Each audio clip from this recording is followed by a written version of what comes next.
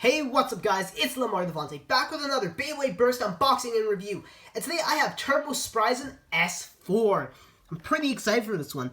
Now going over the box, we got the render, the bay itself with the green launcher, and we can see the stats over here, which is for right spin mode. So it has 9 for attack, 2 for burst, 4 for defense, 8 for weight, 3 for agility, and 4 for stamina, which is pretty good for a balance type. But to test out those stats, we'll have to take it out of the box. Oh, and I almost forgot Slingshock, which is 3 for power and 3 for speed. So yeah, now we're going to crack this Beyblade out.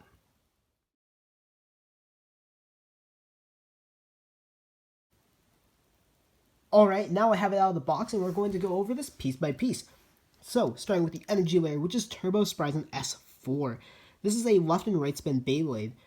So, to change the mode, you're just going to take the ripcord here and you have the thicker part on it, put it where the slopes are, and you just turn the direction you want to change it to. So now this is in right spin. I'm just going to change it over to left spin once again just to show you guys. Now, this is all plastic. The center part in the Chikara version, which is Cho-Z Spriggan, is actually metal, but not in this one. And the Cho-Z Spriggan actually had silver highlights on the helmet over here on those two small pieces, which this one does not have.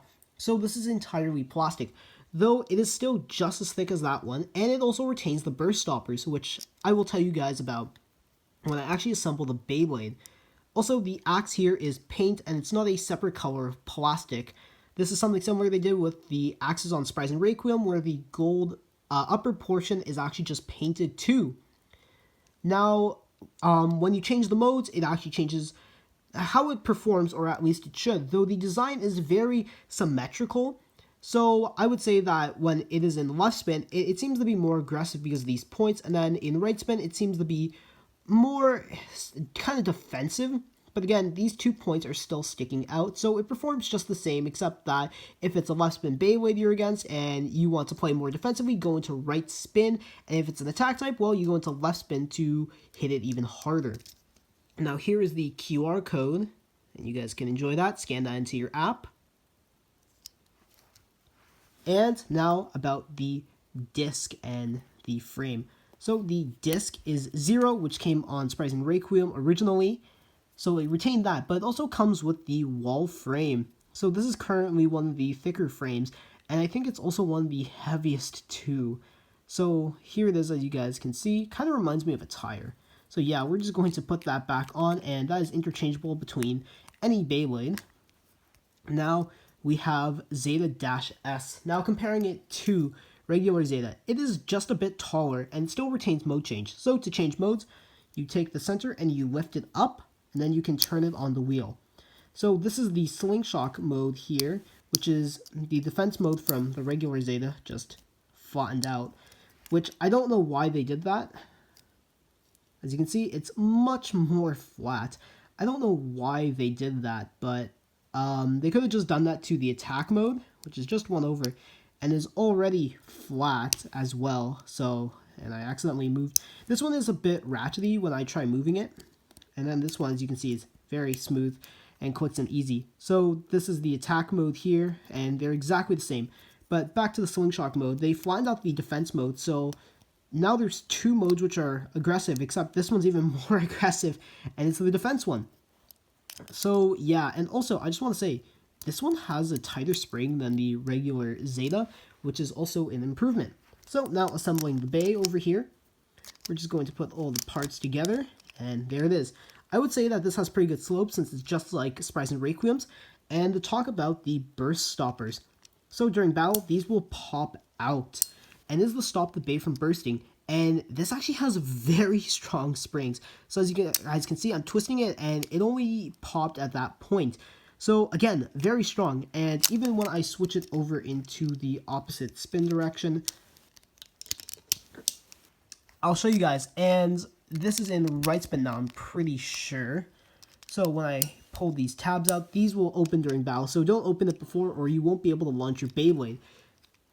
So it's also strong, but I found that in right spin, it's actually not as good for the springs. Because again, it seems to be able to burst easily. Well, not easily, but a bit easier. But again, those are still pretty strong then. It shouldn't be invincible, so Again, left spin has the stronger springs from what I've seen on my mold at least. So yeah, that's the assembled Beyblade. Now, time to go to the stadium for some test battles and some test spins. Alright, so I almost forgot to compare it. So just coming back to do that now. Here is Turbo Spryzen, here's Spryzen Requiem. So as you can see, it maintains having the Spryzen heads on the outside, except now it is flipped into which direction it is showing. And it doesn't have the rubber on it either. That's something this bay is lacking, which I think is fine because, again, that would be pretty overpowered with burst stoppers and having the rubber. And it doesn't have metal in the center because that was removed from this. And also it's Slingshock, so they don't really add metal to it at all unless it's a part of the gimmick.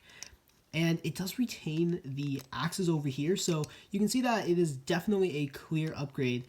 And then going to the bottom of it, you can see they both have Zeta and they both have Zero, and now this has the frame as well. Now, you can see where these heads come from, and it's the same design as the ones they used on Legend Spryzen, which I think is quite nice, though it takes the axe from, as I said before, Spryzen Requiem. So here's the family of Spryzens for you guys to look at. And flipping it over, again, this is much more akin to what they did with Spryzen Requiem, and it's also an upgrade to that, and taking pretty much all the best versions of Spryzen and combining it to one, so I think Hasbro did a really good job. Okay, so now we're actually going to go do test battles. Alright, I'm at the stadium with Turbo Spryzen, and it's in stamina mode for the first one, and this is left spin. So let's do it. If it wants to stay on the launcher. 3, nope, it doesn't want to stay on the launcher. What's going on? 3, 2, 1, let's go.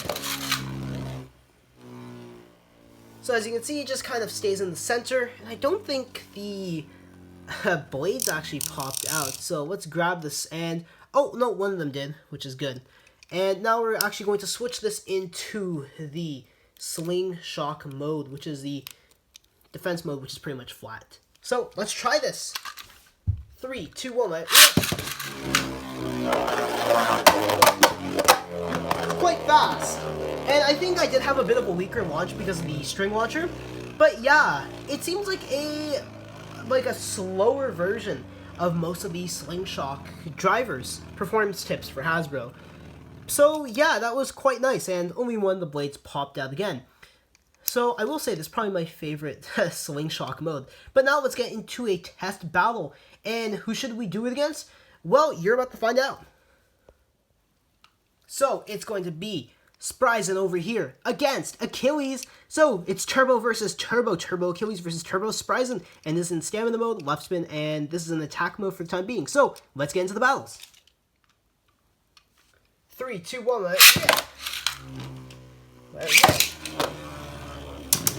Oh, and there it is. Oh, big hit. It got saved because of the wall.